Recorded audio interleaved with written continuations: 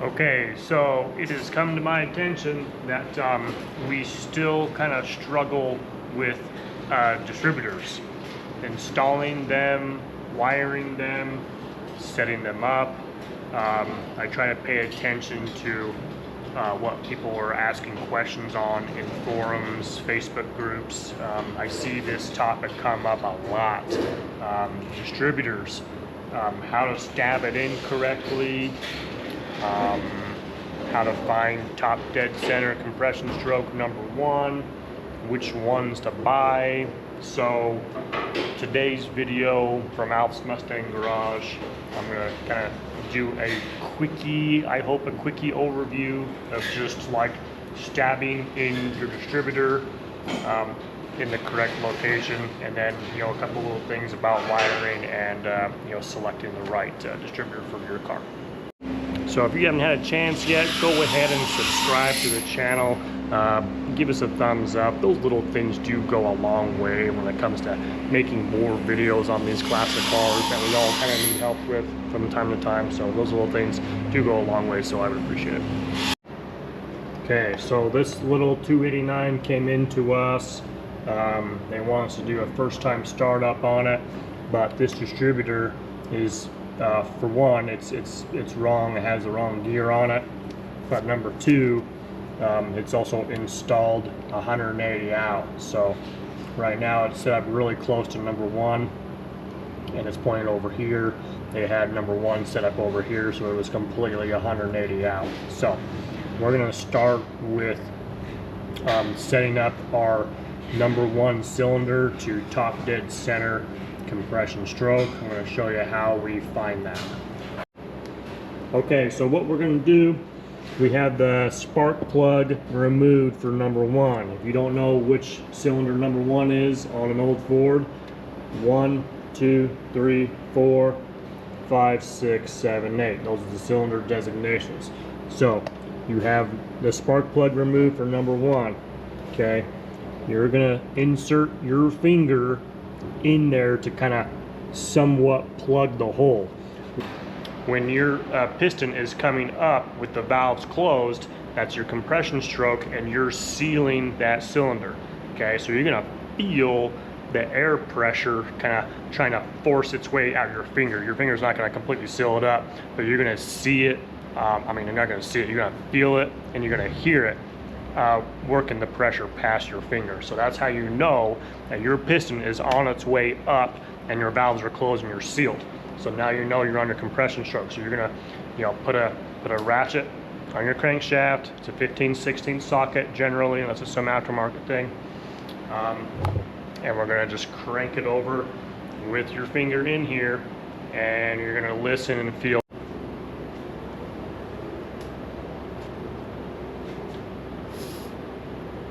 Okay, there it is. It is coming up right now. If you heard that, do it again.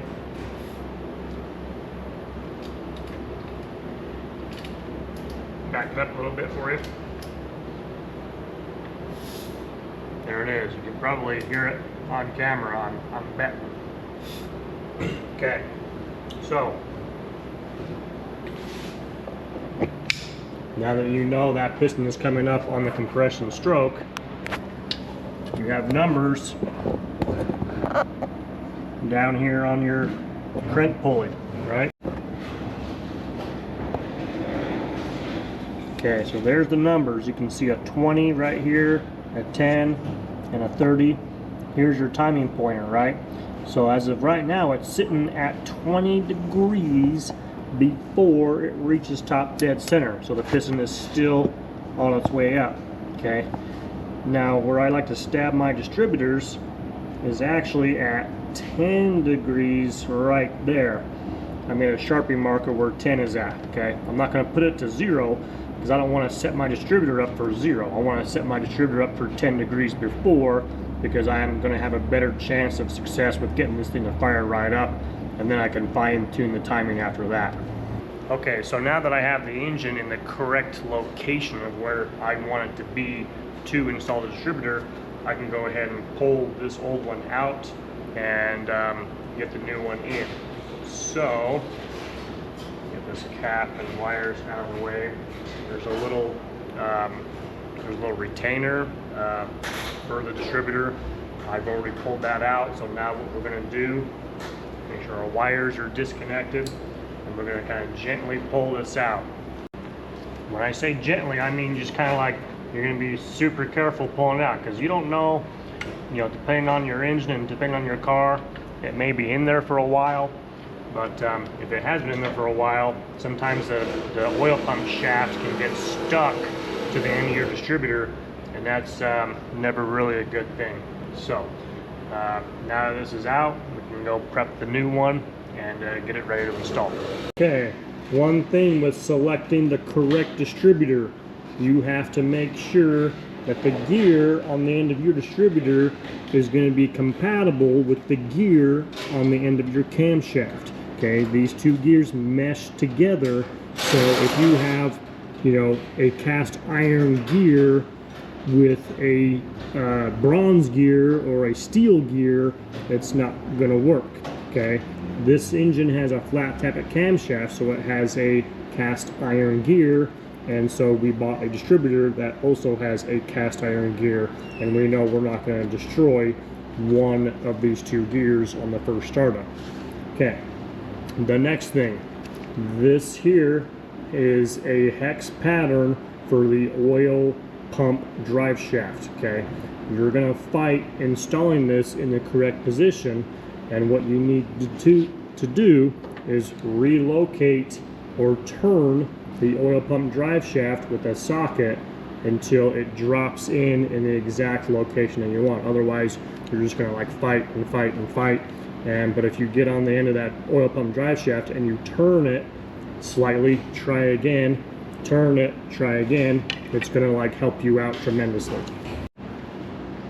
Another thing before we install, we're going to take the cap off so we can see the position of the rotor, and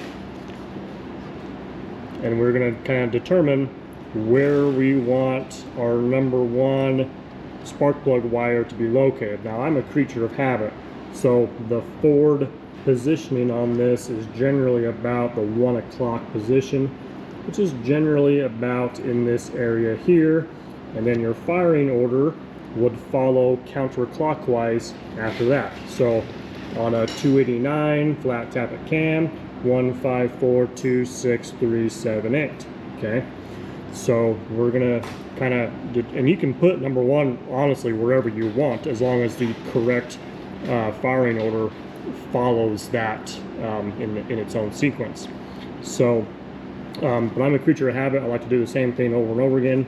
So we're going to put number one in its traditional Ford location, and we're also going to put some moly grease on the gear of your distributor. That way, on its first startup, we're going to make sure it's nice and lubed up and everything. Alright, I'm just going to get my moly lube on here. This is what I do for flat tappet camshafts, cast iron gear. There's also a lot of information about the gears. I can post some links in the description for some good websites with good info about a distributor gear, why it matters, and what you should be using in your car. So, okay, now we got this all nice and lubed up, we can go ahead and get her stabbed in here. Okay, so generally I kind of have my, if you're running a vacuum advance unit, I kind of point it like straight towards the front of the car. Now if your rotor, if you remember, I want it kind of over here in the 1 o'clock position. That's where I like to have it.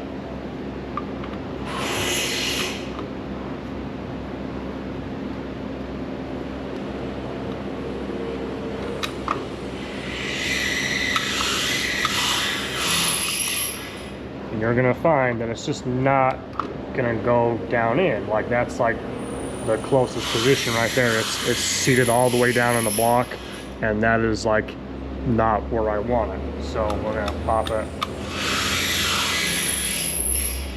back out and set it back in, and wow, sometimes a blind dog will find a bone every now and then, but that's like exactly where I want that distributor. If I can't get it to drop in that place, that's when I would use my socket on extension and turn that oil pump shaft in order to get that to seat down in exactly where I want it. But you know, sometimes you just get lucky. So, okay, now that that's stabbed in there, we are going to mark a location. I'm going to use a Sharpie marker and mark like a location on the distributor case itself. That way I know exactly where the rotor is, and then I can line up that rotor with my cap position of number 1, and that way I can, it's like dialed in as close as I can get to that 10 degree before top dead center mark. Okay, so what I've done is just kind of make a tape line, okay, because I want to mark a reference point that's stationary, that's not going to move like the distributor, and I know exactly where the rotor is pointed. I even made a little mark on that tape line indicating exactly where the rotor is. So once the cap is on, I still know where the rotor is, and I can position this exactly where I want it to be.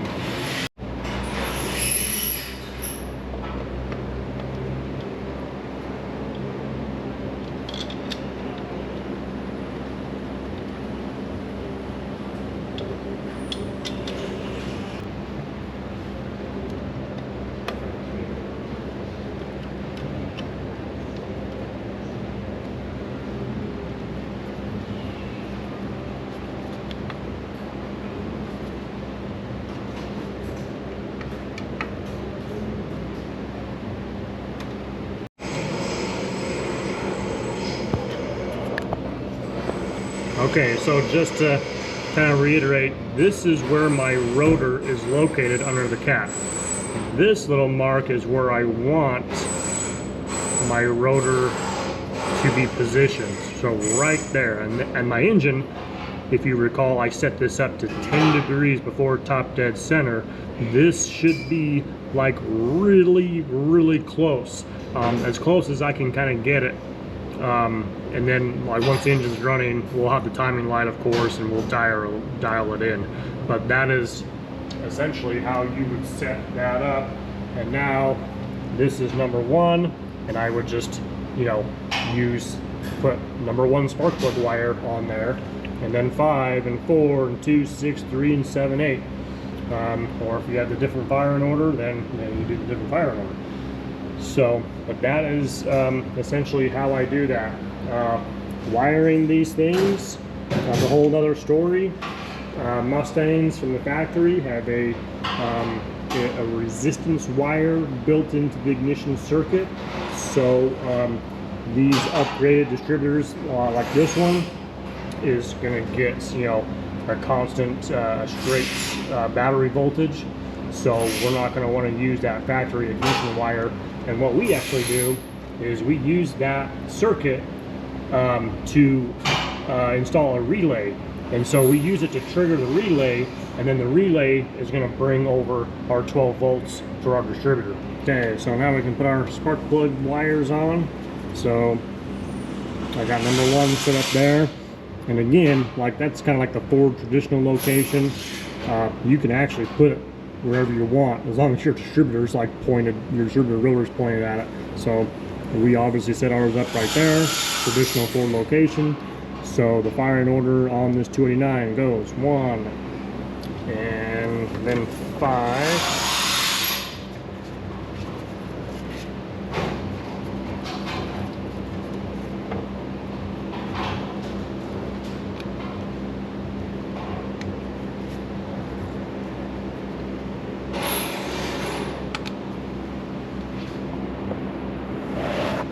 And then 4.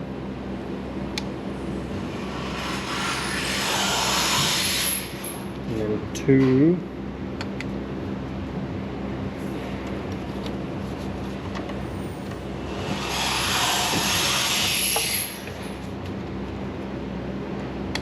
Six, 3, 4,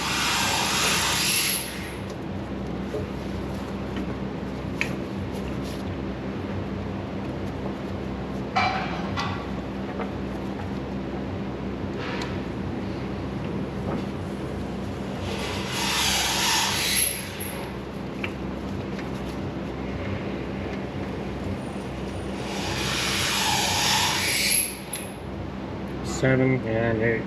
Okay. Yeah, she doesn't look over pretty.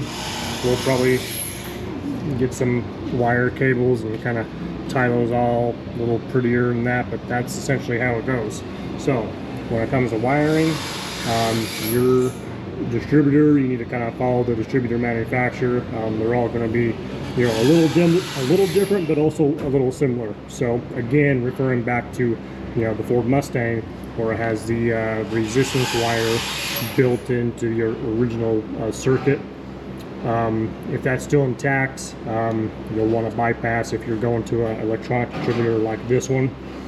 And we use that circuit to trigger a relay, which is then going to deliver a straight 12 volts over to here. So yes, it does trigger the relay because the resistance wire still is delivering about 10 volts with the battery fully charged, and it is enough to trigger a relay and get this engine up and running. Okay, well, hopefully that was a little helpful. I have other distributor install videos in the past that I've done. I like to do one kind of every now and then and kind of get a little more up to date as I learn more. We're always learning more. We don't know everything, so sometimes I forget to talk about things or mention things. But so hopefully I kind of covered, you know, some good basics on, you know, especially on how to install that, because that's kind of seems to be what we struggle with the most. Check your gear, make sure it's correct for your cam, get it wired correctly, right firing order, and you should be just fine. So thanks for watching, appreciate it. We'll see you next time.